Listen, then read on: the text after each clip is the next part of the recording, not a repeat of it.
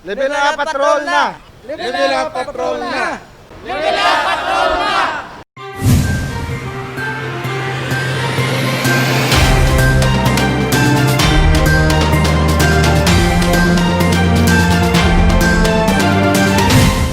Iloilo City Government amat-amat na nga nagasaylo sa paggamit sang renewable energy.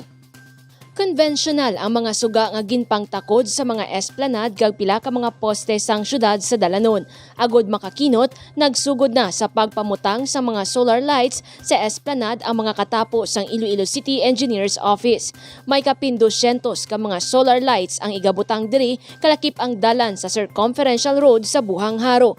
Ginkonfirma ni Mayor Jerry Treñas kabahin na ini sa amat-amat kapag kambyo sang syudad sa renewable energy. Sa sini nga programa, pagabutangan man sang solar lights ang pila ka mga plaza kag subdivision.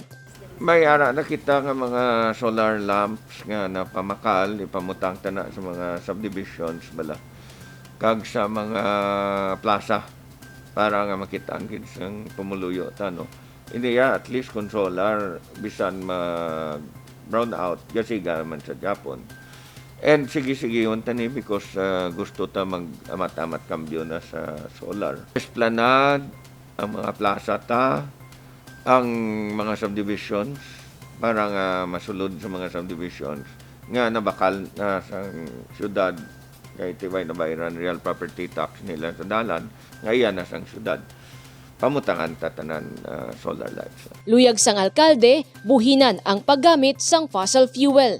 Kay first, it will mean less expenses for us. At the same time, less ang aton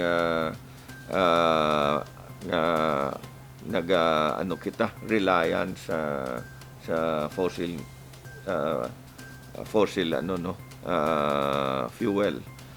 Kaya balaan taman nga coal plant fossil fuel na at the same time hindi siya renewable. Ang solar renewable na. And sige na ang aton nga pamakal sang solar light. Samtang nagpasalamat naman ang alkalde sa pribado nga sektor nga nagbulig agud matigayo ng pagbutang sa mga LED lights sa duha ka mga taytay sa syudad. May nag-amot na, no? Si Giorgio Ang, si Philip Chua, kag si Oscar Chua. And kapasalamat gid ko sila kay duwa na kay taytay ang nabutangan dira sa diversion kag Galandoni Bridge, and it's really very nice. It gives our residents a chance to look at them.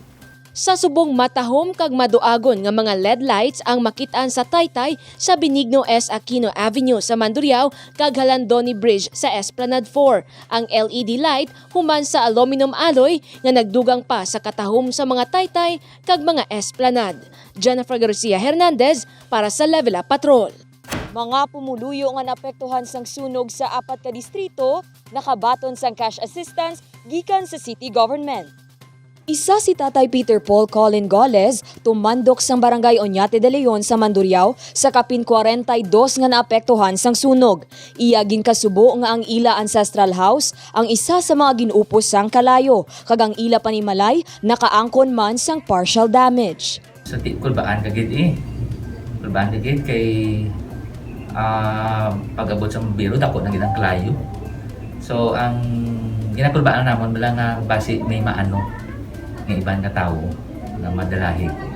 So, while thankful man kami nga damo, nagrespond sa bumbero that morning. Na control, kag pasalamat kami nga wala naghalin sa ibang mga balay. And then, mga 20 minutes, 15, nag-abot ang mga bumbero. Pero it's because daan ng balay, ancestral house, more on light materials, dasig lang pag laptas ang kalayo. Sa pihak sang sininga hitabo, siya nagapasalamat nga wala na sang iban pa nga miyembro sang ila panimalay ang nasamaran. Si Tatay Peter Paul nakabaton sang 5,000 pesos. Suno sa iya ini pagagamiton sa amat-amat nga pagkayo sang ila balay. Thankful man nga may hatag nga assistance si Mayor. Okay, so hindi mabulig man sa amon sa pag so now demolish ang amon balay. Balay na niya sa akon nga kay Lola panahalin na amo na subong amon decision ni mo sa balay kiti totally damaged yun. So nagapasalamat kami kay Mayor sa iyang cash assistance sa hinatag sa amon. So ang igasto namon da subong ma'am sa pag kung ano ang subong ang una gid i-demolish gid ang balay. So para hindi man delikado sa mga neighbors bila kay may part pagkatindog. So para hindi na hazardous. Ang mga subong na nagkuha kami ginabuligan namon nga maamat-amat gid siya pan demolish tanan para wala na delikado. So dila ginamon ani ganiton in cash assistance. 42 tanan ka benepisyaryo ang nakabaton sang bulig pinansyal.